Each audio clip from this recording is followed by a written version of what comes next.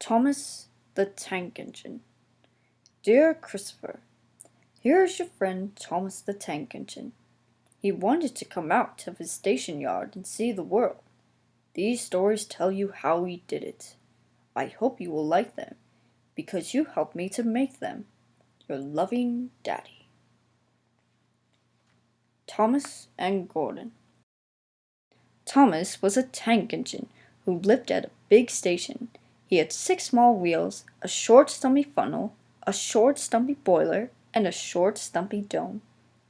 He was a fussy little engine, always pulling coaches about. He pulled them to the station ready for the big engines to take out on long journeys. And when trains came in and the people had got out, he would pull the empty coaches away so that the big engines can go and rest. He was a cheeky little engine, too. He thought no engine worked as hard as he did, so he used to play tricks on them. He liked best of all to come quietly beside a big engine dozing on a siding and make him jump. Peep, peep, peep! Wake up, lazy bones! He would whistle. Why don't you work hard like me? Then he would laugh rudely and run away to find some other coaches. One day, Gordon was resting on a siding. He was very tired. The big express he always pulled had been late, and he had had to run as fast as he could to make up for lost time. He was just going to sleep when Thomas came up in his cheeky way. Wake up, lazy bones, he whistled. Do some hard work for a change. You can't catch me. And he ran off laughing. Instead of going to sleep again, Gordon thought how he could pay Thomas out. One morning, Thomas wouldn't wake up. His driver and fireman couldn't make him start. His fire went out, and there was not enough steam. It was nearly time for the express. The people were waiting, but the coaches weren't ready. At last Thomas started. Oh dear, he yawned. Come on, said the coaches, hurry up. Thomas gave them a rude bump and started for the station. Don't stop dawdling, he grumbled. Where have you been? Asked the coaches crossly. Thomas fussed into the station where Gordon was waiting. Poop, poop, poop. Hurry up, you, said Gordon crossly. Peep, peep, peep.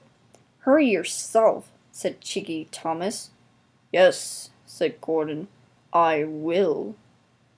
Almost before the coaches had stopped moving, Gordon came out of his siding and was coupled to the train. Poop, poop, he whistled. Get in quickly, please. So the people got in quickly.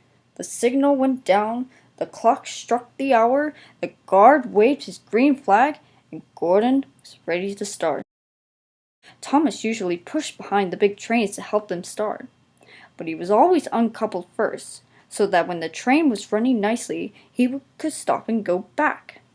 This time he was late, and Gordon started so quickly that they forgot to uncouple Thomas. Poop, poop, said Gordon. Peep, peep, peep, whistled Thomas. Come on, puffed Gordon to the coaches. Pull harder, puffed Thomas to Gordon. The heavy train slowly began to move out of the station. The train went faster and faster, too fast for Thomas. He wanted to stop, but he couldn't. Peep, peep, stop, he whistled. Hurry, laughed Gordon in front. You can't get away, laughed the coaches. Poor Thomas was going faster than he had ever gone before. He was out of breath, and his wheels hurt him, but he had to go on. I shall never be the same again, he thought sadly. My wheels will be quite worn out. At last they stopped at a station. Everyone laughed to see Thomas puffing and panting behind. They uncoupled him, put him on the turntable, and then he ran on a siding out of the way. Well, little Thomas, chuckled Gordon as he passed. Now you know what hard work means, don't you? Poor Thomas couldn't answer. He had no breath. He just puffed slowly away to rest, and had a long, long drink. He went home very slowly. He was careful afterwards never to be cheeky to Gordon again.